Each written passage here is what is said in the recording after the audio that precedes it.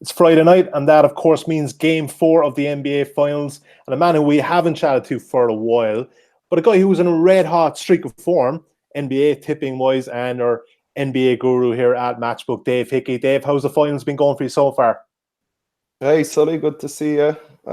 Getting used to your jet-setting lifestyle, so it's been a while. But yeah, a bit of a mixed bag for me so far, to be honest, Sully. Game 2 went very well for me. I was all over the Warriors in Game 2. I backed them when they were 10 down. I particularly backed them at halftime, 5 down. Game 3, not so much. I still had faith in the Warriors, even though I gave a host of reasons maybe to look at the Raptors on the spread, but I still fancied the Warriors to get it done, even without Klay Thompson, without Durant, without Kevon Looney, who I think has been and thought would be a bigger miss than people would realize. Obviously, the big names of Durant and Thompson get all the headlines, but Kevon Looney's presence has been missed a lot, and I think that was a big part of Game 3 going so south for them as well. So mixed bag, not as well as maybe the rest of the playoffs. Yeah, so it's obviously going to be tough in Game 3, considering it essentially was Steph Curry against the Toronto Raptors, who have their full deck of cards to play with. Dave, let's have a look at the up-to-date series betting, because it may surprise some people. Even though they've won a road game here, the Raptors, they're still just a slight favorite there, 1.8, and you can back the Warriors at just over 2.1 at 2.12. What are your thoughts now, Dave? Because, I mean, look, we're obviously confident that Durant is definitely out. Klay Thompson should be back tonight. Are you kind of thinking that the momentum, and it is a key word in sport, a team that has the momentum in these best of 7 finals, they are kind of, generally, they're a team you want to back. But are you kind of concerned that maybe, Toronto may have just peaked in Game 3? A little bit of that, actually. So it's quite interesting just to see the price movements as well. When the market originally kind of started forming again after Game 3, the Warriors were still slight favourites, and it just drifted out really since then to the 2.1 we're seeing now, which I do think is interesting, because still there was maybe a lack of faith in the Raptors after Game 3. Look, my angle is still that 2.1 here on the Warriors is a very tasty price. Given what they've done over the last number of years, given that they're the team that have been there and done it, and despite all the injuries they're facing. Now, I do very much have my concerns, as you know yourself personally, that I've been backing the Warriors at 1.38 since the start of this series. I've been backing them after each game as well. So I'm heavily in there, but now we're seeing a value price of 2.1. In terms of Game 3, I do think it was a pretty perfect performance by the Raptors. Now, the only thing is, Game 1, to be fair, was also a pretty perfect performance by the Raptors. So it is kind of hard to say they've maybe hit their ceiling in these games. It is fair to say they probably won't play against as depleted a roster going forward, depending on how Klay holds up in Game 4 tonight and going forward after that, because Durant, I really don't see coming back. Kevon Looney won't be back. So, it kind of depends on Klay now and maybe other injuries. But I'm hoping Klay stays healthy, and I'm still going with the Warriors. The way I see it in Game 3 was Toronto were perfect on both ends of the floor. Maybe in Game 1, they were perfect on the defensive end, very strong in the offensive end, whereas everything went completely right for them in Game 3. Even at that, there were times in the game where I thought the Warriors were maybe coming back into it and maybe were going to take over. Every time, really, they got it within 7. I don't know if you're watching the other night, but every time they got it to 7, Draymond Green or someone would kind of maybe try and force the issue, go to the rim, miss a layup, and each time was a carbon copy the other. The ball would get down into Kawhi Leonard's hands.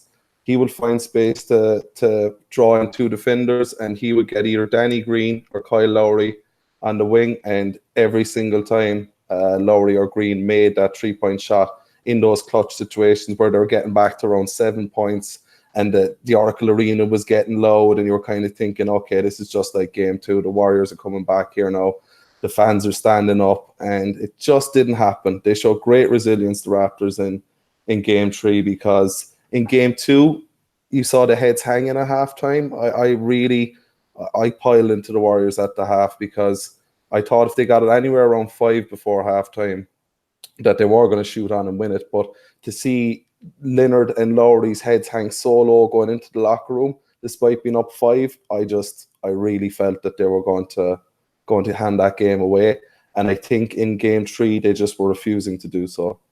Yeah, absolutely. All 5 starters for the Raptors scored double digits in game 3, Dave. So, I mean, that'll tell you how hot a hand they have. Throw one stat at you before we go to the game 4 betting. 31 of the last 38 teams who have led into game 3 have won the series, Dave. So you're going against the curve. I like that. Absolutely. And look, we've seen the Warriors come back from 3-1 down as well. I know it's only 2-1 now, but they've bucked a huge trend in the last couple of years in coming back from being 3-1 down. So, there's anomalies to every statistic. Absolutely. Let's look at tonight's game. So this opened up as a 5.5 line. Currently, the Golden State Warriors are 4.5 point favorite. On the money line, you can back Toronto 2.67, which has been a popular one here at Matchbook. You can back the Golden State Warriors at 1.58. The total is 215.5. We're expecting, obviously, Klay Thompson to be back here. This line, I think, was kind of adjusted, saying Durant was out anyway. I think that was pretty much expected. The way it's looking at the moment, you can back the Warriors at evens 2.0 minus 4.5. It may get to 4, Dave. I think, obviously, given what you said there, you must surely fancy Golden State laying the points here. On the spread, it is kind of where it should be. I think you're right. The market formed without Durant. Home team in the finals, 5.5 point favorites in what has become an even keel kind of contest. The line moving into 4.5, I would not read. I would not think that was too impacted by Durant. I think maybe to some casual bettors who know that he's now out. I don't think he was ever coming back, but it may have impacted at one point. I think from here on out, any movements we see will just be market based. So if we do see the spread move into 4, 3.5, then we know where the money is going. On the spread, I think this is going to be a very, very tight game, Sully. I am going with the Warriors, but my bet at the moment and what I'd be advising people is to take that 2.1 on the Warriors for the series because, as I say, anomaly though it may be, we have seen them come back from 3-1 down as well. If they do go down 3-1, maybe there is a situation where KD returns and, maybe returns with the help of, some pain-killing injections or what have you for game 5. But I would prefer that than going near the spread or even the Warriors tonight to an extent. So, sorry, Dave, just on that. So if they're 2.1 currently, they win tonight. What kind of price are we expecting the Golden State Warriors to be at that stage? So at 2-2, well, the Raptors will still have the advantage of 2 home games. I think the Warriors will slide back into favorites, but I think they won't go anywhere lower than maybe the 1.7, 1.6 mark. I could be wrong. The market could completely overreact. The Warriors are back to 2-2. They're going to win it. But I don't know. I don't think it should move much beyond that because, the Raptors are a great home team. We do know that, as I said, Looney won't be back. He's been a big, big miss because I think just defensively, look, I love Andrew Bogut, DeMarcus Cousins. I know I was bemoaning him in the sense that everyone was going, oh, he had a great game in game 2. Not the way I seen it, Sully. Defensively, he was moving his legs so slow. His feet were so slow. He was targeted every single time when he was on the pitch. When Looney came on, brief though it may be before his injury, I just thought he gave them an energy and a better shape. I think Bogut and Cousins just a bit slow inside when Draymond comes in to help. Again, a bit slow closing out, and we were seeing a lot of space for the likes of Green and Lowry the other night with some of the big men who were kind of doubling in on Leonard, not pushing out quick enough, and a younger, faster center like Looney would be really helpful in these instances, and you're losing his minutes. I think that's going to be a really tough loss still to overcome. But we know probably that Durant is out, not definitely. So I still think prices probably on the series, if they tie it up tonight, will still only go to around 1.65 Warriors. Okay. And even at that, there's a big argument on the Raptors with 2 home games. This series surely goes 7, Dave. Well, I don't know. It's really interesting, actually. And I don't know if you've still got the series prices up there, but I know you'd nearly a 3-way tie early on. earlier on the day, and it's still the case, I think. Is it Warriors 4-2 is actually the favorite at 3.9, but literally just a touch away from it. You got 4-3 at 4.0, and you've got the Raptors 4-1 at 4.0, which I think is very, very interesting narrative. Obviously, It's interesting, yeah. So 3.9 as a favorite. So that's essentially saying that Toronto are not going to win another game this series. It's hard to see that. It's hard to see that one, Dave. Albeit fractional favorite. I mean, it's very interesting to see that that's still a favorite, even though the Warriors are the underdog in the series. And then you're arguing that second favorite, although level with Raptors in 7, is the Warriors in 7, although the Warriors are still the underdog in the series.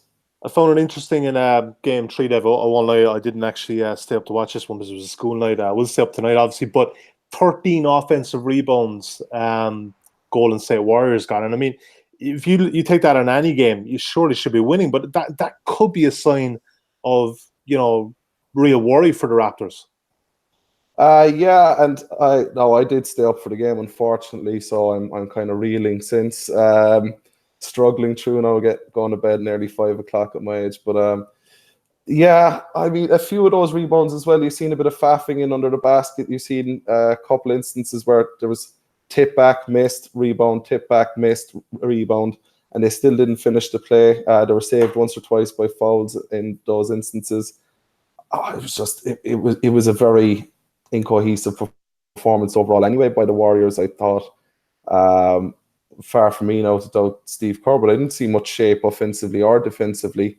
I think a big part of that was Klay Thompson missing and Draymond Green pulling a bit away from the basket. I mean, he is a playmaker, but I much prefer him as a playmaker in the low post, dishing it back out to Thompson or Curry if he is somehow finds space away from the two men who'll be chasing him around all night. Whereas he was trying to make plays a bit further out the court, and it didn't seem to suit him as well. And I found a lot of their play very one-dimensional the other night. Another key would be the amount of turnovers they had. Well, actually, it was only 14, and the Raptors had 14, but maybe just the style of turnovers. I know Draymond had 4, and they were all kind of similar. There were passes in the air. Every coach tells you don't pass it when you're jumping, and they were quite predictable. Change of direction, try and switch the play, and they were picked off every time. And you would have thought maybe he'd learn his lesson from nearly getting picked off in game 2 as well in the very same fashion. It just looked a bit predictable. The Raptors were able to kind of get in their defensive shape while they're waiting for Curry to come up the floor. There was nothing really dragging them out of positions or anything like that. They were just well prepared for them. Draymond Green had a lot of drives to the basket as well that were quite easily read on the inside. He's not a very overly quick man, and he was kind of driving from far away out. You have a long time to position your feet. You have a long time to know what to do. And it's probably a big part of why Serge Ibaka got 6 blocks as well. So back to his old moniker of Serge Ibaka. But yeah, just a bit predictable and worn. And they got a few offensive boards, didn't make a whole lot of them. And as I say, they were level on the turnovers with the Raptors, but it certainly looked on the eye on the night that the Warriors had a lot more turnovers, so maybe more turnovers leading to points. I'd have to check that up myself, but it certainly seemed like they were more damaged by the turnovers than the Raptors. I'm going to give you my mug bet tonight. So we haven't got the player props bets, markets up on Matchbook yet, but they should be up later this afternoon. Steph Curry, we're probably looking at about 32.5, maybe 33.5 on the total. Now, he got 47 in game 3, and I don't expect him to get that again tonight, but that total seems a bit low. You surely talk me out of backing the over here. I know it's a bit muggish to go in following a player after a really big total in the previous game, but the way he's shooting the ball right now, it wouldn't take much to get that over. I definitely won't be talking you out of that one, Sully. I'll be on that one myself. I was on that one the other night, Wednesday night. Good man, that was an easy cover, yeah. Yeah, well, to be honest, I think the only things that did go right for me Wednesday night were the props. A lot of them were too low. Like Iguodala shot the ball very poorly on the night. No, the stats will say differently. He shot 50%, but he had a lot of open looks from 3, and they just didn't go down when they really needed to go down. But his line was at 9.5. I thought that was a bit of a gimme. He got 11, should have got more, and also should have impacted the game more as well. I was disappointed in Iguodala on Wednesday night. I thought it was his time to step up and do a bit more playmaking. Another line was Draymond Green, 13.5. I know I was saved by a couple of late 3-pointers in garbage time, but he was always going to have more impact. Unfortunately, I just didn't think he maybe had the right impact, for want of a better term. I'd much prefer him still staying in close to the basket and doing his playmaking in and around the box. But again, 13.5 was low there because I think he was always going to get in around the 17 again because he was just going to need more plays and need to impact more plays. So I'm very interested in tonight's lines. I think Steph will be either 32.5 or maybe 33.5. I think they'll stick him at the 32.5. And I mean, Sully in game 1, he got 34, and that was a night when the Raptors were shutting everything down. The Raptors couldn't be doing more to defend him as well. I mean, he burst through screens and literally has no time when he receives the ball, but he gets the ball off so quick. I mean, not since Ray Allen really do we see anyone who gets such a quick release, maybe Kyle Korver, but he just gets the ball away. But he's getting these points while being completely marshaled. He got that 47, and I know he threw up, was it 34 shots in the night, but he got that 47 as a hounded man in every aspect. He was guarded well as well by Lowry, by Van Vliet, very well by Van Vliet, but he still got 47. Even with Clay back, I could see him rattling 40 again. I really could. I'm on the 32.5 line anyway, on the overs there, and I'd be keeping a keen eye out for some of his teammates' lines as well. I'm even more confident now, Dave. Thanks. 215.5 is the current game total. These totals have been funny in the NBA finals, because I know in game 1, game 2, there was a lot of books really needed the over, which is kind of non-existent really, especially when Golden State are in finals. What are your thoughts here? Because I think the line seems to be leveling out. I've seen 213, 214 in previous games, but it seems to be kind of stabilizing at 215 at the moment. Yeah, it's touched up, and it's rightly touched up. You can look at it two ways, Sully. You can say, oh, well, the Raptors aren't going to shoot nearly as well as they did the other night. They were over 50%. You could try and analyze the first 3 games of the series. I put it to you this way. 2 of the 3 games have gone over that total, games 1 and game 3. Both games where the Raptors were defensively excellent. Game 2 was the only one to go under, and I would call game 2 a bit of an anomaly. I thought the standard of play in game 2 from either team was not really befitting a finals. It was an exciting game because of the comeback and getting close again at the end, but I thought the actual caliber, the quality was very, very poor. You've seen Toronto had like a 4.5-minute gap in scoring in the second half. The Warriors were shooting 28% after 20 minutes, and it only just went under your total there by 2 points, even though it was, an offensive nightmare really in terms of for both teams as such. I think the Warriors shot maybe 43%. I think the Raptors shot 37 on the night, and you still were nearly at that total. I'd be looking in the 220s for these games. I think the true total is higher than what we're seeing there, and I will definitely be on the overs again tonight. All right, Dave, what's the best bet for the Dave Hickey household tonight? The overs for me. So the overs for me, again, in game 3, both teams, between them, they shot 74 3-point shots. Of course, the Raptors were clipping them a bit better than the Warriors, but the Warriors only shot 33% from 3. I think that will be up tonight with Klay Thompson back. I think they will shoot just as many 3-pointers. The Raptors, can they be as clinical as game 3? Maybe not. But, Kyle Lowry seems to have shaken off a bit of nerves. Danny Green has always been a 3-and-D guy. All 10 of his shots the last night were from 3.